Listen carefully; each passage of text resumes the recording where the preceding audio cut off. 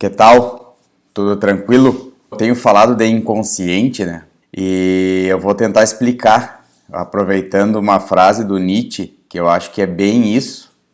Ele diz que o que não nos mata nos fortalece, né? Então eu vou tentar aqui dizer o que eu tenho aprendido sobre inconsciente. Agora, como uma explicação consciente vai explicar um negócio inconsciente, daí eu não tenho a menor ideia.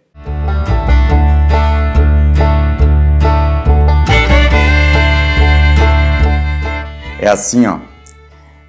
Segundo, né, a psicanálise, a grande descoberta do Freud é essa. Existe uma parte de nós, eles não gostam que a gente fale uma parte de nós, mas eu entendo assim. Então, vou explicar assim. Que é inconsciente, que a razão não dá conta, que o pensamento, as ideias se articulam, independente dessa razão, da parte consciente, da parte que a gente consegue elaborar e usar a inteligência para pensar a respeito disso. Algo que escapa da consciência, como o próprio nome diz, uma coisa inconsciente. Uma coisa acessível e se comunica com o mundo. Então, a gente, através da inconsciência, também se relaciona com o mundo, com as outras pessoas. Está sempre funcionando e se utiliza da fala, da linguagem, para estabelecer essa conexão com o outro, com o mundo, com o que quer que seja. E é como se carregasse esses 300 mil anos de evolução que tem a espécie humana em cada instante. O que é isso? Em todo momento que eu estou falando, que eu estou pensando, que eu estou vivendo, essa bagagem, ela está na minha psique, né? Na minha energia psíquica. Talvez seria o sopro de vida do Marco Aurélio. É o que me faz me manter vivo. Fora essa parte física, a parte conhecida, ou inclusive da neurociência, a parte não palpável e não detectável em laboratório, vamos dizer assim, ainda, pelo menos. E dentro dessa composição aí do inconsciente, está todo o nosso componente selvagem, todos os nossos instintos, né? O Freud chamava de pulsões. Seria essa parte instintiva nossa, que a gente não consegue pensar e que ela está sempre agindo, né? Em qualquer hora da nossa vida, inclusive dormindo. E eu acho legal, né? Porque uma coisa selvagem é uma coisa assim não controlada, né? É uma coisa que foge ao domínio da civilidade, vamos dizer assim, né? De alguma forma de controle, de alguma forma de domesticação. Para ser selvagem não pode ser domesticado. Ou domesticável, que fica mais legal ainda.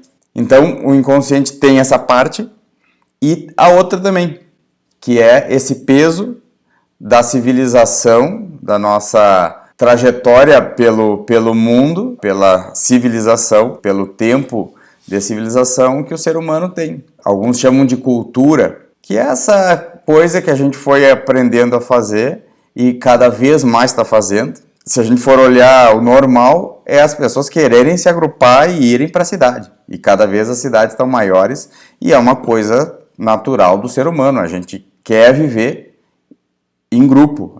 O ser humano tem um hábito gregário, assim como várias espécies animais, inclusive várias espécies domesticadas, mas as selvagens também. Então, quando fala essa parte selvagem, por isso que eu gosto disso, essa brutalidade que a gente tem, que é inerente à nossa formação como animais e que está presente sempre e vem à tona através do inconsciente. E a parte civilizada, que é o peso da civilização e das regras da civilização, porque tem regra. Eu não posso comer o que eu quiser, eu não posso comer quem eu quiser, eu não posso pegar o que eu quiser. Existem convenções, né, que a gente foi fazendo ao longo do tempo para a gente sobreviver, né, porque senão ia ser uma selvageria e talvez a espécie humana não iria nem existir. e para a gente se proteger da natureza também. Foi formando tribos e depois grupos maiores e cada vez mais aperfeiçoados em matéria de se defender contra a natureza, contra outros animais predadores, contra as próprias intempéries da natureza.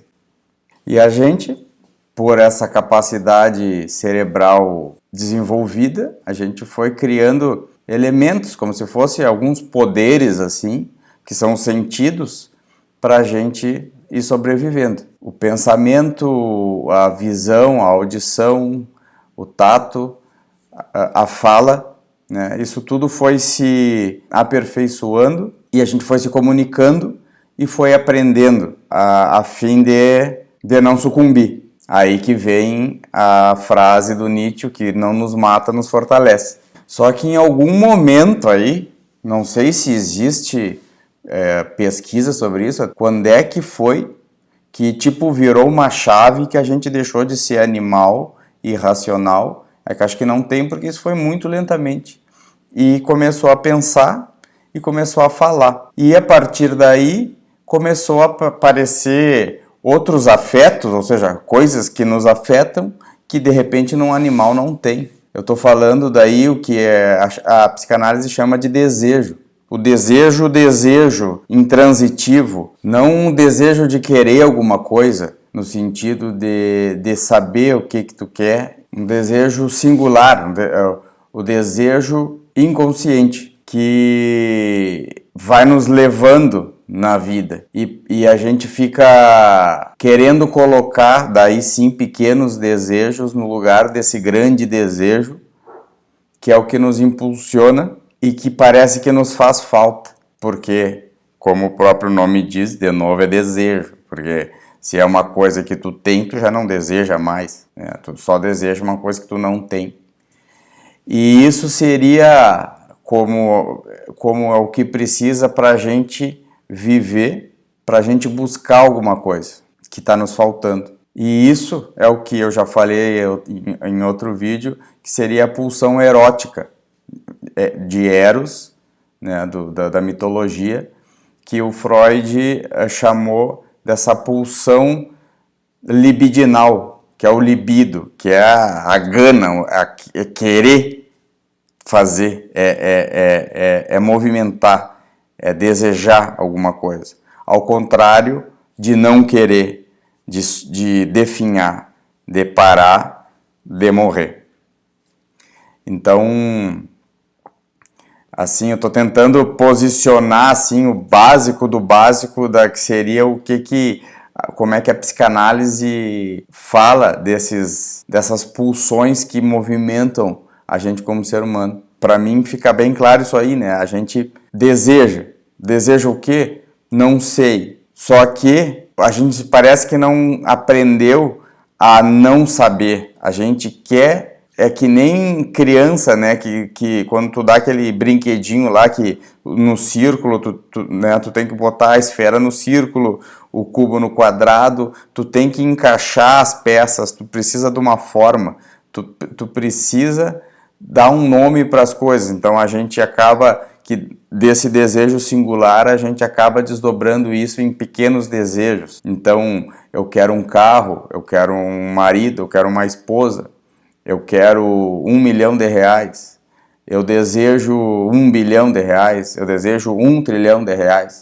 E assim a gente vai desejando na vida, tentando colocar nome nesse grande desejo que nos movimenta, que talvez não tenha nome. Porque eu não sei, porque ninguém sabe, talvez ninguém nunca vai saber. Porque pode ver, no momento que eu conquistei alguma coisa, qualquer coisa, comprei o celular que eu queria, eu fico faceiro com aquilo, fico feliz, mas passa e outro desejo vem. Se a gente não se controlar, ele vem bem ligeiro. E inclusive aí que o capitalismo deita e rola, né, para a gente querer comprar tudo e cada vez mais. E sempre tem alguma coisa melhor que tu não tem para tu querer desejar. E tudo bem, é uma coisa nossa. O que eu acho estranho é que às vezes a gente coloca coisas que não tem, né, um valor moral muito grande para ser desejado. Mas isso é outra história. Um dia a gente pensa junto sobre isso aí. É a mesma coisa que o propósito, né? Que agora faz algum tempo que nos ensinaram que a gente tem que achar o propósito, o nosso propósito. Tu não pode só viver a vida sem saber qual é que é teu propósito no mundo. Se eu não descobrir para que eu sirvo no mundo, não adianta eu estar vivo. Parece que é essa a ideia do propósito. Só que existe todo o resto. Existe a ideia da psicanálise, desse desejo inominável. Se eu for buscar os ensinamentos do Platão, tudo é uma ilusão, então aquilo que a gente busca enquanto a gente for vivo, a gente não vai encontrar. Aí é que entra a filosofia que poderia, através dessa discussão, né, da dialética, do levantamento de ideias lógicas através da inteligência, a gente encontrar novos conhecimentos que vão nos satisfazendo pouco a pouco, que não fosse preciso morrer para descobrir o que realmente é a verdade que a gente procura. Inclusive, até porque, por enquanto, a gente morrendo, a gente não vai descobrir merda nenhuma, porque vai estar morto. Então é legal as coisas ir se encaixando assim. Ou não, né? Vamos seguir pensando aí o que será que tem, né? Mas que é uma coisa jóia é. Então tá, pessoal, não sei se eu fui claro, tomara que não.